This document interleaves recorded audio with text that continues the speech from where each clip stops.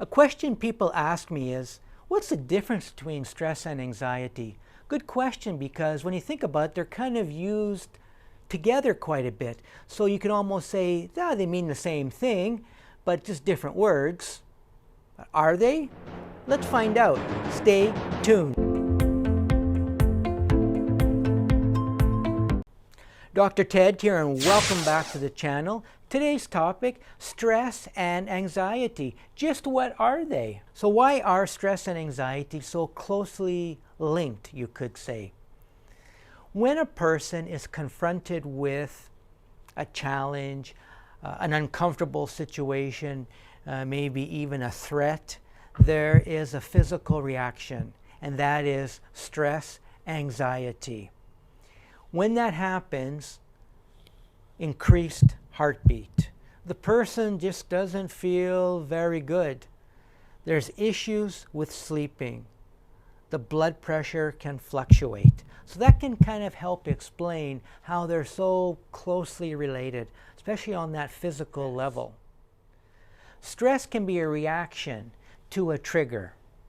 It can be more, you could say, external, short-term. So for example, the person has a presentation at work. They got to give a speech and they haven't prepared, and today's the day for the speech. Or the work at work has increased a great deal, so all of a sudden they're under all this stress to deal with some very challenging situations. However, that stress can be short-term, right? Once the speech is done, then they don't feel any more stress. Or the project is done, their stress level goes down. I'm sure many of us can relate to that. Once the situation was outside of us, we felt better. Stress can be also a benefit too.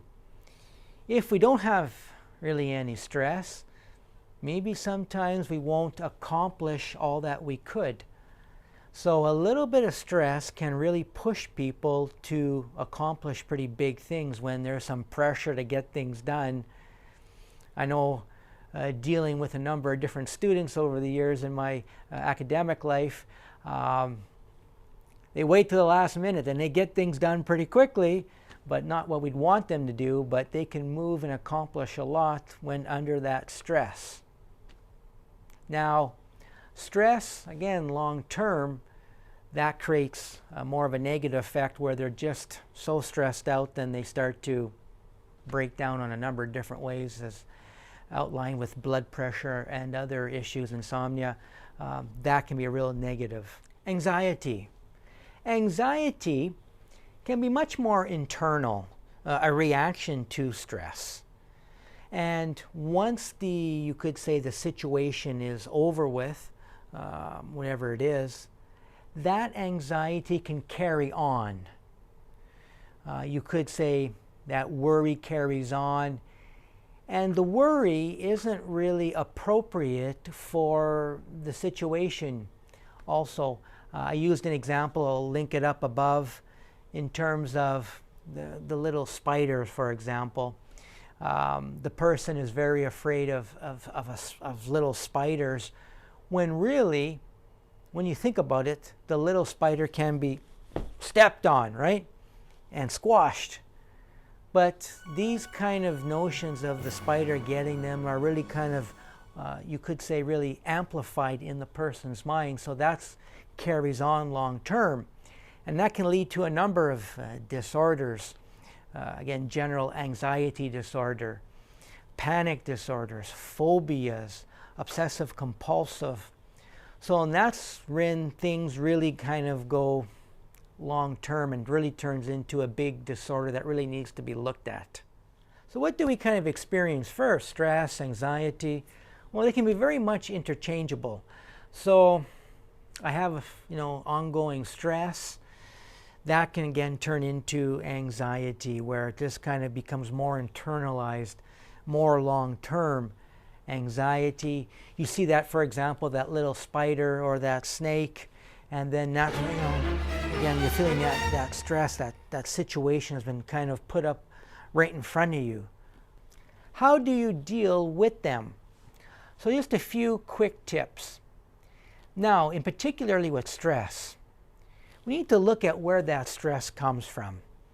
If that stress is, for example, what I talked about in terms of public speaking and you didn't prepare, maybe some new strategies on how to better prepare for stressful situations, especially if those situations are reoccurring, right?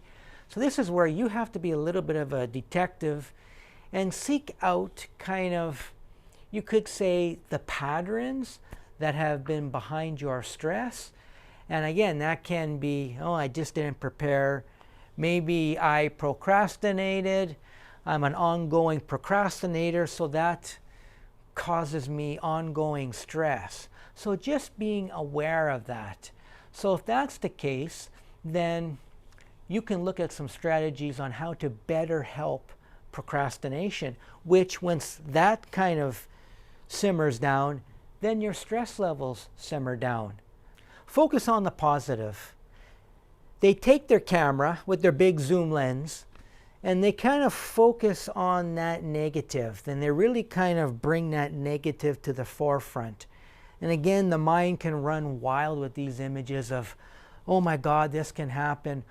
Oh my God, this is all gonna kind of come crashing down on me. I encourage you to kind of reflect on many good things that have happened, many challenges, many kind of obstacles that you have faced in life, and you've overcome them. By doing so, that can provide some reassurance that in the past, we had challenges. We had challenges, but we were able to overcome them. We were able to persevere. I did it. I remember that example. Again, maybe making note of these things. Again, some journal writing. I always enjoy journal writing because that can help you kind of, it's writing it down. Like, oh yeah, I did that. I remember that. So always kind of seek for those positive things that you've done in life and see that, yeah, I have overcome things. I can do it again. This is just another situation that I need to deal with. A mental break. We get caught up in various stressful situations, various anxious situations.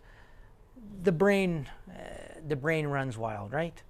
The brain runs wild. We need to give it a rest. How much can we get worked up? I'm sure many people who have had a lot of stress, a lot of anxiety can really know that wow, my brain took me on all kinds of wild rides, right? And I really worked myself up only to see later on it was for nothing. Everything worked out. So when you feel yourself kind of raising up, things are getting higher and higher through for example, maybe taking your pulse, feeling your blood pressure go up, feeling the internal kind of signs, you could say, you're kind of the heart pounding. Time to take a little breather, right? And kind of in a way you need sometimes to force yourself to take a breather where I'm going to take a walk outside. I'm going to kind of call up somebody. I'm going to kind of do something to kind of help me get a release from this situation. In doing so, you will be very pleased that you did because you come back a lot more relaxed. How many times have we been caught up in a situation, we kind of take a break and then we come back and think, oh boy, I feel a lot better now. I'm more cooled down.